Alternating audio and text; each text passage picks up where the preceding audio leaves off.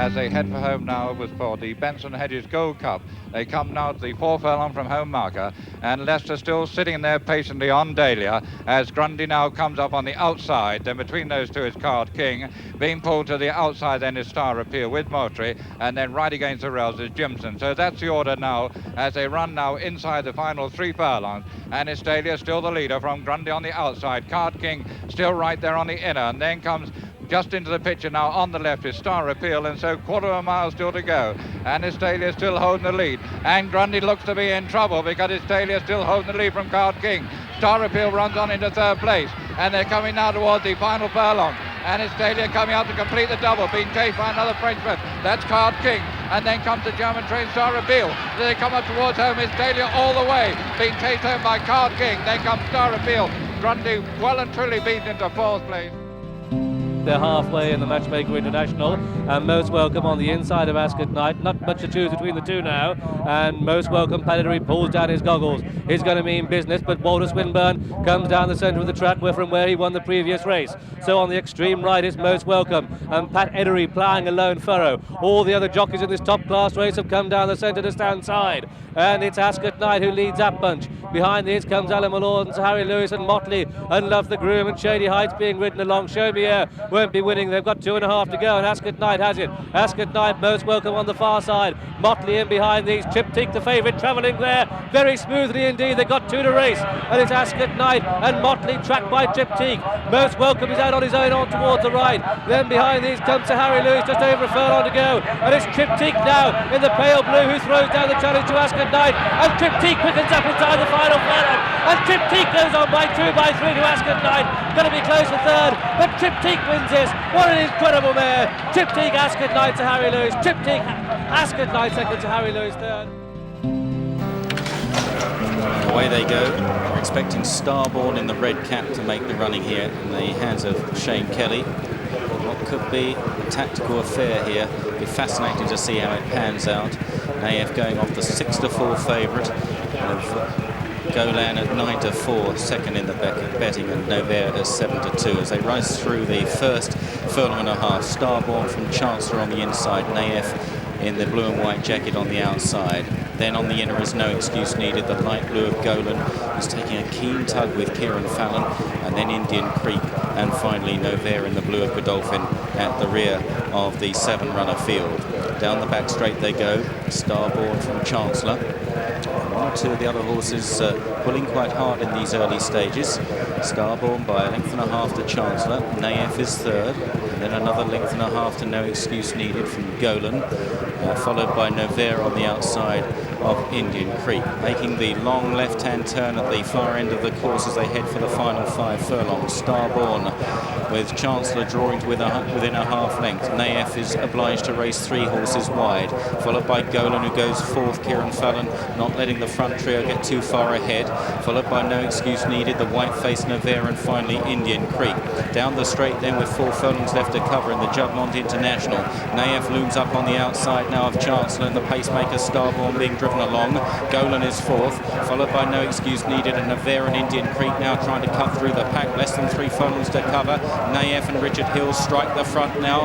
Golan is on turns, but he's hard at work, but he does stay very well, followed by Novair as they run for the final quarter mile. Chancellor's back behind these, then Indian Creek and Starborn. He pulls the whip now on Naef, Richard Hills, and Golan is challenging again.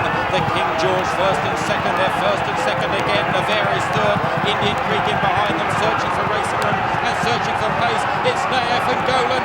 Naef's just ahead of Golan. Golan won't go down without a struggle, but Naef is going to exact his revenge, and Naef wins this time. From Golan is 2nd, Novair is 3rd. And they're away.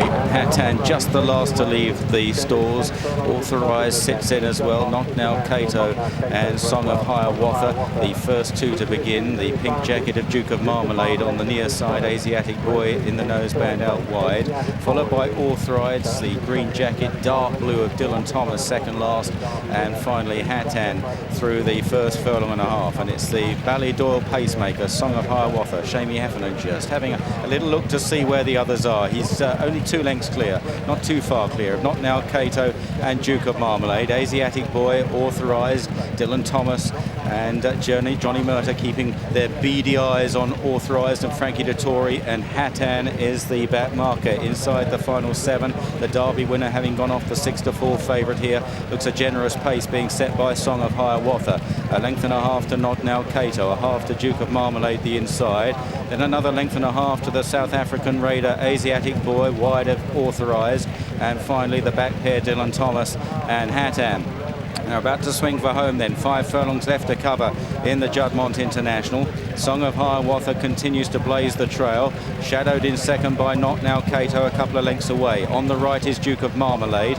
Authorised is following the Duke through, followed by Asiatic Boy. Coming left towards the stand side, Dylan Thomas. Song of Hiawatha staying down the middle, out of harm's way, and Not Now Kato just shades the lead now under the stands rail ahead of Duke of Marmalade. Authorised coming wide and full of running at the moment, tanking under Frankie Dettori. In behind is Dylan Thomas, then Asiatic Boy and Hatan as they race down inside the final 2.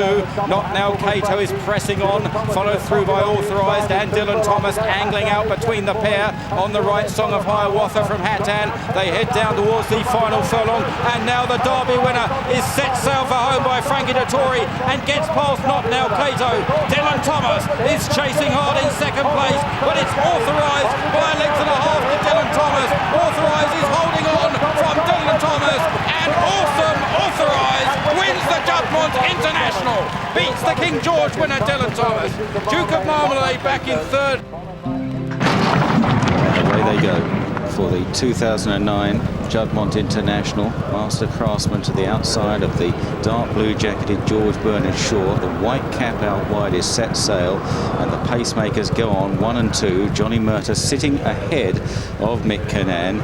See the stars at the back of the field in these early stages. So Mick Kinane will have them all in his sights here on the odds-on favourite as they race down the back straight here at York. And it's George Bernard Shaw setting what looks to be a pretty generous pace over set sail in second place. 2.5 lengths back to Master Craftsman, who's up in distance today in third. And then the Guineas Derby and Eclipse winner See the Stars in the yellow jacket, Christopher Shaw's colours, at the back of the field, looking for this big 4-timer as they race towards the far turn. And still George Bernard Shaw and Colm O'Donoghue leading over Shamey Heffernan on set sail. See the Stars, the 4-1 on favourite, about 7 lengths off the leader at the moment, but apparently travelling well, as you would hope, as they race towards the final 5 furlongs. They're on the turn in here, and See the Stars remains in last place in the hands of Mick Kinane. George Bernard Shaw and set sail, they've set the pace. Master Craftsman lays 2.5 lengths back in third. See the Stars is just on his heels. He's just watching Murtagh's every move here, Mick Kinane. Murtagh going for a gap between his pacemakers on Master Craftsman, who's going to take it up with about just under 3 furlongs left to travel. See the Stars comes through between them as well and is absolutely cantering. Murtagh gets to work. He says go on Master Craftsman. Can he shake off See the Stars? Mick Kinane begins to push away in second place on the Derby winner. There's a length and a half between them. They race down to the final furlong. Master Craftsman, See the Stars now challenging on the near side. The gap down to half a length. And Nick, See the Stars beginning to get up on the near side. Oh, every inch a champion, and a fabulous 4-timer. See the Stars wins the Juddmonte International. They're off. And Frankel just missed half a beat, perhaps by design, restrained Quealy the pink cap. They go through the first 100 yards of the 2012 Juddmonte International, and no surprise to see Bullet Train up there with Robin Hood in the dark jacket going up between horses, and Windsor Palace against the fence close up. And at the end of a furlong and a half, it's Shamey Heffernan and Robin Hood who move on to set the pace, chased by Windsor Palace with Bullet Train settling off them in third place. A truly run affair already. The leading trio have gone some 4 clear from St Nicholas Abbey. Then for half, Frankie in the all blue, the nose-banded Sri Putra against the running rail, tracked by Frankel under a waiting ride from Tom Quealy.